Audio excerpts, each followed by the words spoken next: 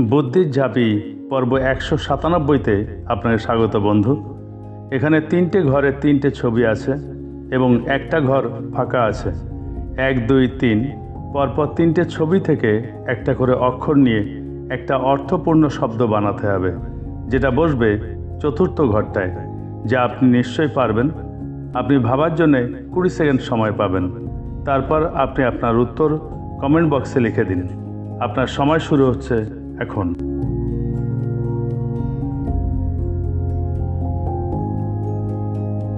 এইরকম আরও ধাঁধা পেতে আমার ফেসবুক পেজটা ফলো দিয়ে রাখুন এবং আইবি ক্রিয়েশনস ইউটিউব চ্যানেলটা সাবস্ক্রাইব করে রাখুন। এই পর্বের সঠিক উত্তর আগামী পর্বে জানিয়ে দেওয়া হবে। সময় শেষ। পর্ব 196-এর উত্তর বরফি। পরবর্তী ধাঁধার আসর বুদ্ধির ঝাঁপিতে আপনার সঙ্গে আবার দেখা হবে। ভালো থাকবেন। ধন্যবাদ।